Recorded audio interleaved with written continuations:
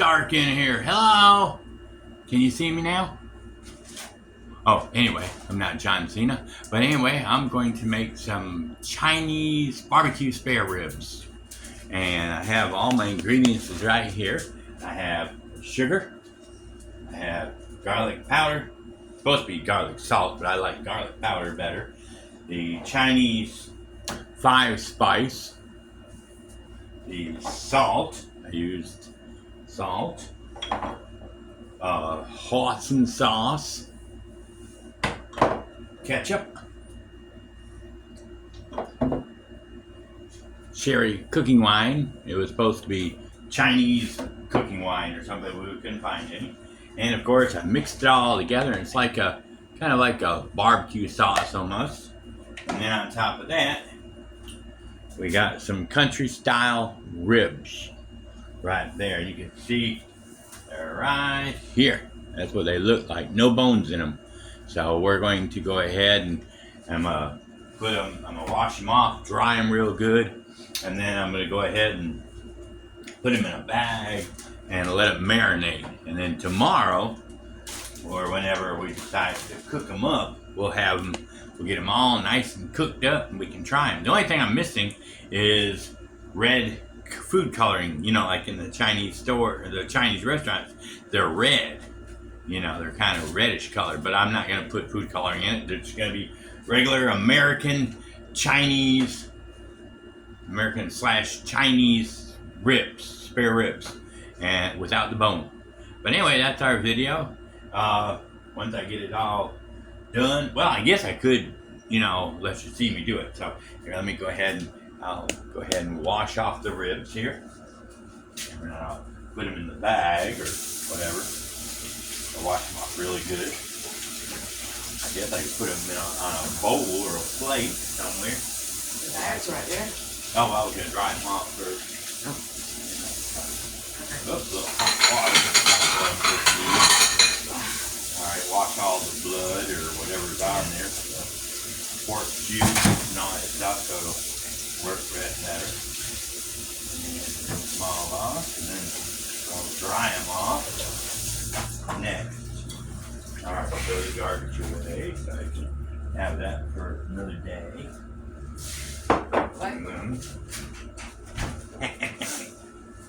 And now I'm going to dry them off. Dry. Without trying to get paper towels stuck to it. Set these on top of that. Dry all these off. So you have to pat them dry, so that way the water won't, you know, dilute it any more than it already is. And you see I'm drying them off, trying to pat them dry. Ooh. Do you always wash your meat off? Whenever I do something like this where you don't want all that extra, you know.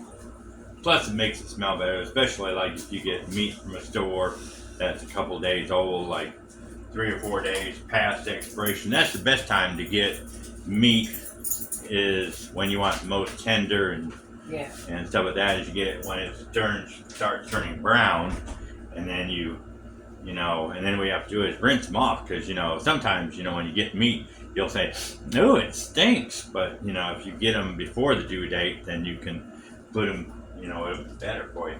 All right, now, wipe out the bowl, and then what I'm going to do is I'm going to use the sauce. I'm going to go ahead and dip first I'm going to go ahead and put all the sauce in this bigger bowl. So, it's a little salt, it's a little grit, you know, right now, because it hasn't had time to,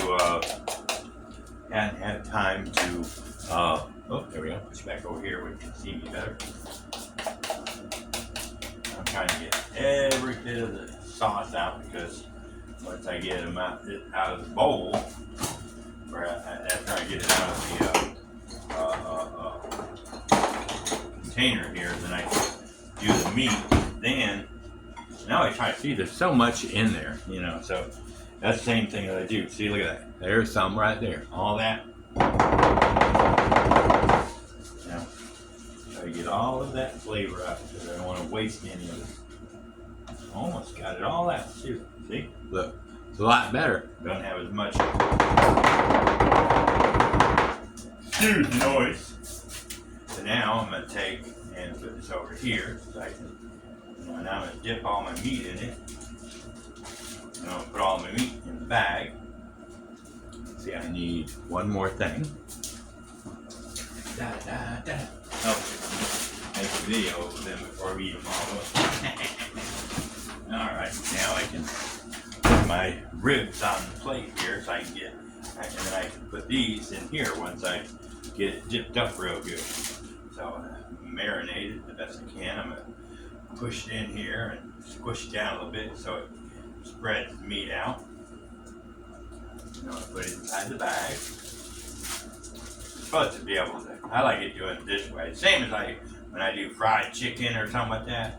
I'll try to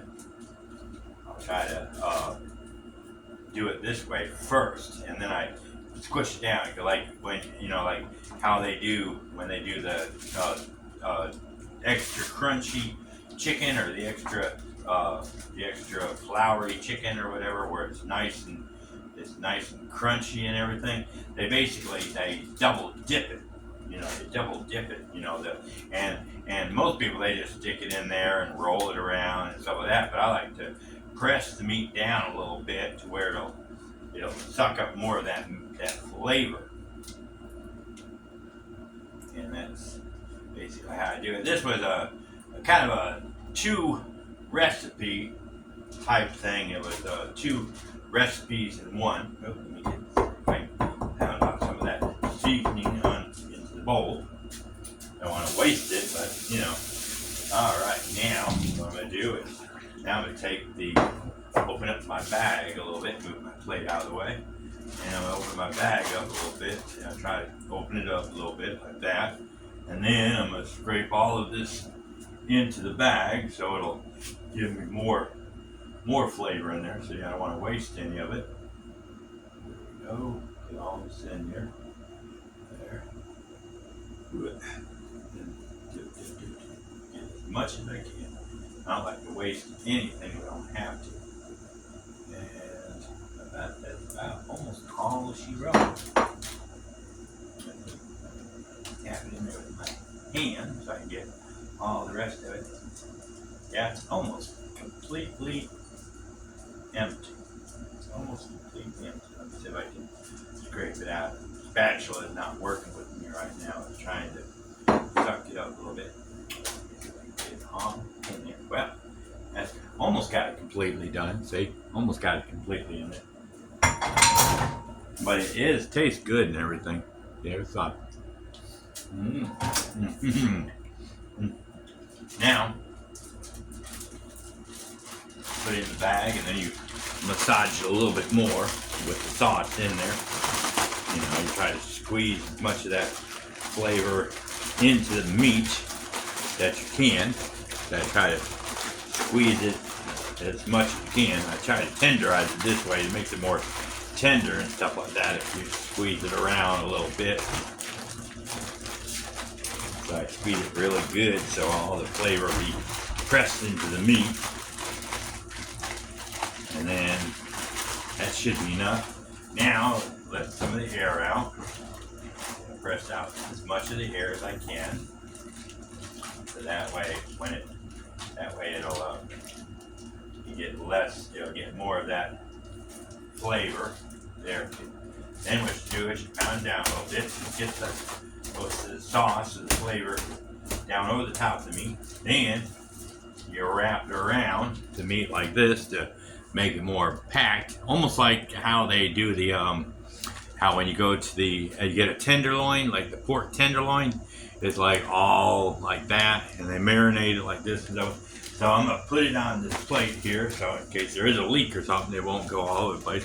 I try to make it tight when I put it on here, so it'll be really tight, and then that way all the seasoning and all that will stay around the meat. So we'll put this in the refrigerator, and then we'll come back tomorrow and we'll cook it up.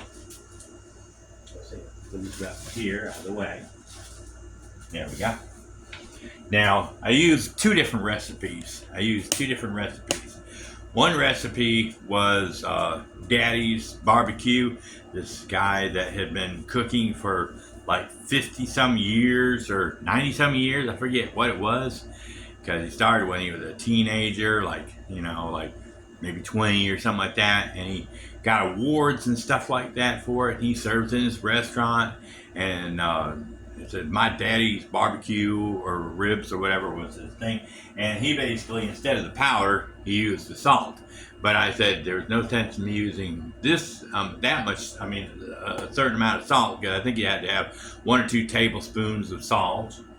This stuff, the garlic salt. Then they wanted you to use regular salt, to go with it, And I was like, nah, I'd rather have powder instead of salt, because, powder is better for you than salt.